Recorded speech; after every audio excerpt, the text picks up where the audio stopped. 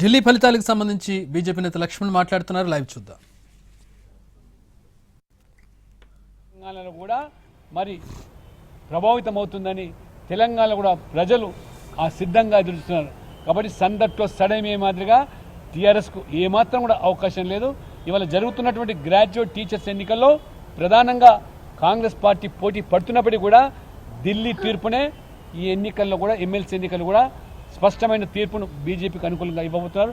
మొన్న ప్రవేశపెట్టినటువంటి మోదీ ప్రభుత్వం బడ్జెట్ ముఖ్యంగా మధ్యతరగతి వాళ్ళకు, దిగువ మధ్యతరగతి కుటుంబాలకు ఏ రకమైనటువంటి మేలు చేశారో 12 లక్షల వరకు మినాయింపు ఇవ్వడం అవుతుందో మొత్తం దేశవ్యాప్తంగా మధ్యతరగతి కుటుంబీకులు మొదటిసారి ఏదైనా ప్రభుత్వం ఇవాళ ఉద్యోగస్తుల పట్ల లేదా ఇవాళ మధ్యతరగతి కుటుంబీకుల పట్ల మరి సానుకూలంగా వివరిస్తుందంటే అది మోదీ ప్రభుత్వం అని చెప్పి ప్రజలు స్పష్టంగా మరి వాళ్ళ ఢిల్లీ తీర్పు కూడా ప్రభావితం చేస్తుంది. కాబట్టి ఖచ్చితంగా తెలంగాణలో కూడా డబుల్ ఇంజన్ సర్కారుకు మార్గం ఈ ఢిల్లీ ఎన్నికల ఫలితాలు సుగమం చేస్తూ ఉన్నాయి.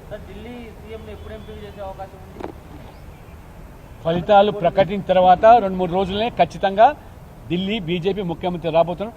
కేజ్రీవాల్ సైతం కూడా ఓడిపోయే దశకు వచ్చాడంటే మీరు ప్రజలు ఆలోచన చేయండి. ఇవాళ తెలంగాణలో కూడా రాబో రోజుల్లో ఖచ్చితంగా ఈ యొక్క కాంగ్రెస్ ప్రభుత్వానికి ఈ కాంగ్రెస్ నాయకులు కూడా అదే గతి పడుతుందని చెప్పి ప్రజలను ఎక్కువ కాలం మోసం చేయలేరు, భ్రమింపజేయాలని చెప్పి ఢిల్లీ ఎన్నికల ఫలితాలు ఈరోజు నిరూపిస్తూ ఉన్నాయి.